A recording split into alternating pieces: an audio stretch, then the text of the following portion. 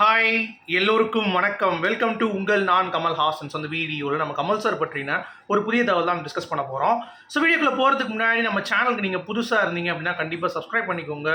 Video மறக்காமல் ஒரு like பண்ணிக்கோங்க. இப்போ நம்ம வீடியோக்குள்ளே கண்டிப்பாக போகலாம்.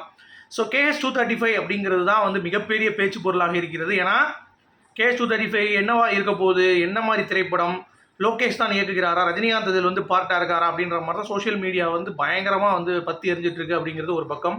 இன்னொரு பக்கம் வந்து பார்த்தீங்கன்னா ஆகஸ்ட் 24 இந்த படத்தை பற்றின ஒரு அறிவிப்பு கண்டிப்பாக ரிலீஸ் ஆகும் அப்படின்ற மாதிரி ஒரு தரப்பு வந்து சொல்லிட்டு இருக்காங்க.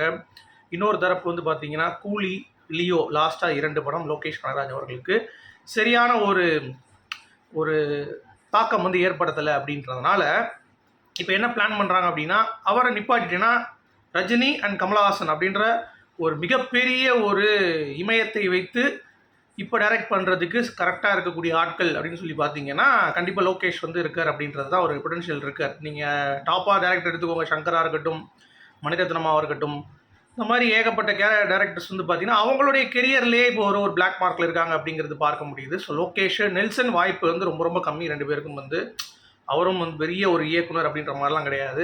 ஸோ அப்படி பார்க்கும்பொழுது லோகேஷை இப்போ ஆகஸ்ட் 24 அறிவிப்பு வந்தால் லோகேஷ்னு உறுதிப்படுத்திடலாம். அப்படி இல்லை அப்படின்னா இன்னும் அந்த வரிசையில் தெலுங்கு பட இயக்குநர்கள், ஹிந்தி பட இயக்குநர்கள், மலையாள பட இயக்குநர்கள் இருக்கிறார்கள் அப்படின்ற தகவல் வெளியாகுது.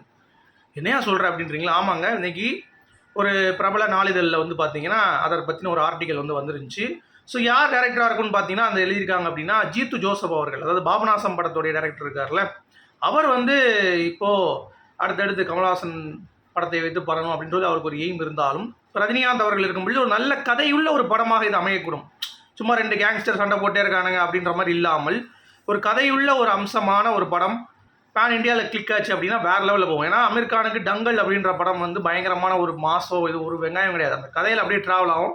1800 கோடி கலெக்ஷன், அதை பீட் பண்ணுறதுக்கு இந்த ஒரு படம் கிடையாது. ஸோ அப்படி இருக்கும் பொழுது ஒரு நல்ல கதையோட்டம் உள்ள ஒரு படம் அப்படின்ற மாதிரி ஃபோக்கஸ் பண்ணலாம்.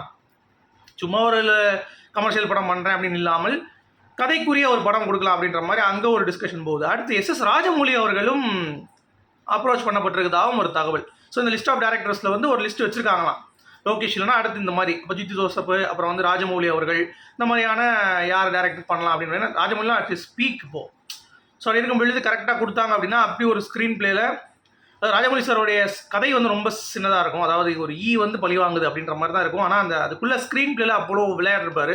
ஸோ அதனால் மேபி இந்த படத்தை அவர் இயக்குவதற்கான வாய்ப்பு இருக்குமா அப்படின்றதுக்கு பார்க்கப்படுது. ஸோ SS ராஜமௌலி அவர்கள், ஏன்னா அவர் ஒரு படம் இயக்கிட்டு இருக்காருன்னு தகவல் இருக்குது. அந்த மகேஷ் பாபுவோடைய திரைப்படம், அதுலேயும் கமல் சார் நடிப்பதாக ஒரு தகவல் இருந்தது.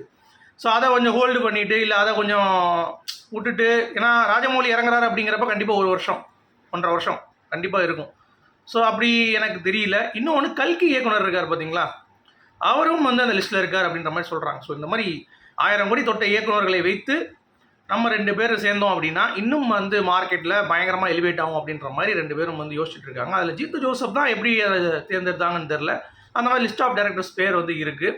ஸோ அதில் யார் லோகேஷ் வந்து அதிரடியாக மாற்றம் செய்யப்பட்டாரா அப்படிங்கிறதை பொறுத்து இருந்தால் பார்க்க வேண்டும். இது வந்து உறுதிப்பட தகவல் கிடையாது.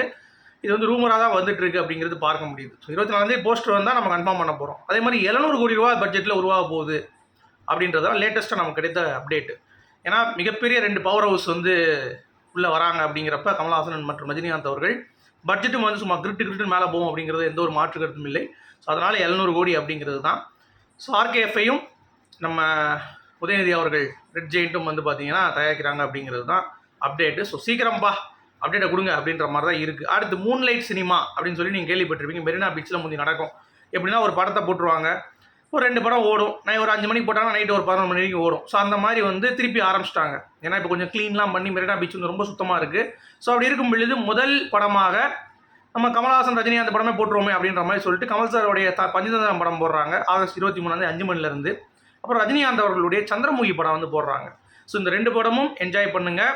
ஆகஸ்ட் 23 நீங்கள் பீச் பக்கம் போனீங்க அப்படின்னா கண்டிப்பாக வந்து தாறுமாறு தக்காளி சோறு தான் அப்படின்றது தான். ஸோ வெயிட்டாக இருக்கும் அப்படிங்கிறத சொல்லிக்கிறேன். அடுத்து கல்கி. ஸோ கல்கி படம் வந்து இப்போ ஒரு ஆகஸ்ட்டில் வந்து பார்த்தீங்கன்னா அவார்டுக்கு வந்து போகுது.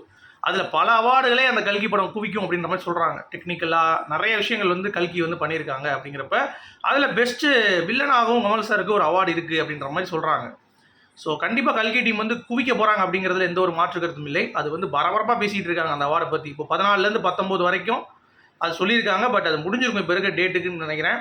ஸோ ஆனால் அது எக்ஸ்டெண்ட் ஆகிருக்கு இன்னும் ஒரு வாரம் அப்படின்னு சொல்கிறாங்க. ஸோ 24, 25 முடியும். ஸோ அதுக்குள்ளேயே நமக்கு தெரிஞ்சிடும் அந்த அவார்டில் என்ன வாங்கியிருக்காங்க அப்படின்றத நான் சொல்கிறேன். ஆனால் பல அவார்ட்ஸை அள்ளி குவிக்க போகிறாங்க அப்படிங்கிறதுல எந்த ஒரு மாற்று கருத்தும் இல்லை. ஓகே, அடுத்து கல்கி வந்து இந்த வாரமும் வந்து நம்ம ஜீ தமிழில் போடுறாங்க. ஸோ பார்க்காதவர்கள் கண்டிப்பாக தமிழ் வெர்ஷனில், அதாவது தெலுங்கில் போடுறாங்க. ஜீ தமிழ் கிடையாது. தெலுங்கு ஆடியன்ஸாக இருந்தீங்கன்னா 27 ஆகஸ்ட்டு 12 மணி வெனஸ்டே போடுறாங்க. ஸோ மிஸ் பண்ணாமல் வந்து கண்டிப்பாக வந்து பார்த்துருங்க அப்படிங்கிறது தான். சரி, அடுத்து நம்ம டிஆர் அவர்கள் இப்போ லேட்டஸ்ட்டாக ஒரு இன்டர்வியூவில் வந்து சொல்லியிருக்காரு, நான் வந்து அரசியல் இருக்கேன் அப்படின்றதற்காக என் நண்பர்களை, என் சினிமா நண்பர்களை நான் இழந்து விட மாட்டேன். கமல்ஹாசன் அவர்களையும் சரி, விஜய் அவர்களையும் சரி இழந்து விடக்கூடாது அப்படின்றதுல நான் வந்து ரொம்ப குறியாக இருக்கேன்.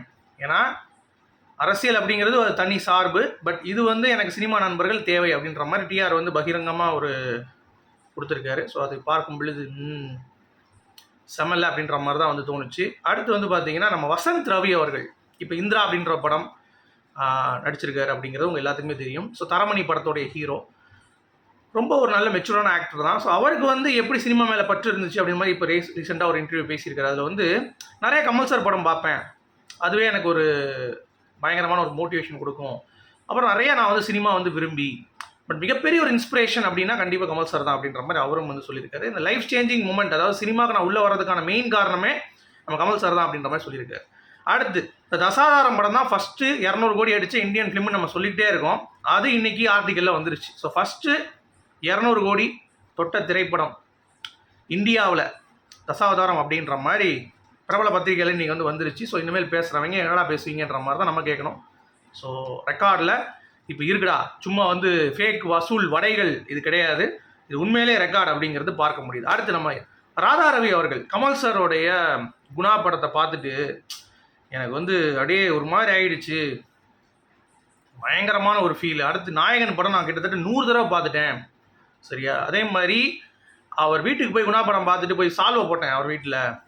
அதே மாதிரி நாயகன் படத்தில் ஒரு பொண்ணை பார்க்கும்போது வசனமே இருக்காது, ஆனால் அவர் ரியாக்ஷனில் நடிப்பார் பாருங்க, நடிப்பு ஐயோ எனக்கு அந்த நைட்டு தூக்கமே இல்லை அப்படின்ற மாதிரி ராதா ரவி லேட்டஸ்ட்டாக வந்து கமல் சாரை பற்றி அவருடைய நடிப்பை பற்றியும் ரொம்ப பெருமையாக வந்து பேசிகிட்டு இருக்கார் அப்படிங்கிறது பார்க்க முடியுது. ஸோ குட் அப்படிங்கிறது தான். அடுத்து லோகேஷ் ஏன்பா இவ்வளோ வன்மோ அப்படின்ற மாதிரி நிறைய பேர் வந்து கேட்குறாங்க. அதே தான் நாங்களும் கேட்போம். சங்கர் செல் மேலே உங்களுக்கு என்னடா வன்மோ, இந்தியன் 2 பண்ணலன்னு அவ்வளோ ஓட்டுனீங்கல்ல, மனிதத்தன் மேலே என்னடா வன்மோ, தகலை ஒழுங்காக பண்ணலன்னு ஓட்டுனீங்களா, அந்த மாதிரி லோகேஷ் மேலே வன்மோ, அவ்வளோதான். இப்போ இருக்க சினிமா கோயர்ஸ்க்கு வந்து பார்த்தீங்கன்னா அவங்கவுங்க ஒரு கதையை எழுத ஆரம்பிக்கிறாங்க மைண்டில். அப்படிங்கிறப்ப டேரக்டர் வந்து ரொம்ப சப்ப கதையை எழுக்கும் பொழுது கண்டிப்பாக வந்து கேள்வி கேட்க தான் செய்வாங்க. அது யாராக இருந்தாலும் அந்த ட்ரீட்மெண்ட் இருக்க தான் செய்யும் அப்படிங்கிறது நம்ம பார்க்க முடியுது. அடுத்து கேஎஸ் 237 பற்றி ஒரு அப்டேட் வந்துருக்குங்க.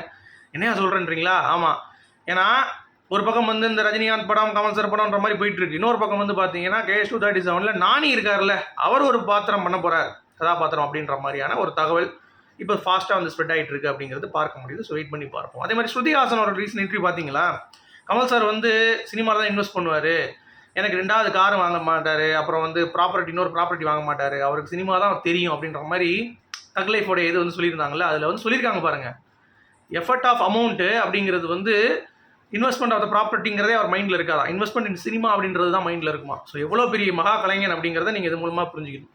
ஓகே, அதே மாதிரி விஜய் தேவையில்லாமல் வாய விட்டுருக்காப்புல, மார்க்கெட் இல்லாமல் நான் சினிமாவுக்கு வரல அப்படின்னு சொல்லிட்டு யாரை சொல்கிறாரு அப்படிங்கிறது தெரில. நிறைய பேர் வந்திருக்காங்க அப்படிங்கிறது தான். பட் கமல் சார் வந்து பீக்கில் தான் வந்தார் அப்படிங்கிறது எல்லாத்துக்குமே தெரியும். அவருடைய உச்சம் சொல்ல முடியாது, பட் இருந்தாலும் படம் வந்துட்டு தான் இருந்துச்சு, ஹீரோ தான் நடிச்சிட்டு இருந்தார் அப்படிங்கிறது தான் பாயிண்ட்டு.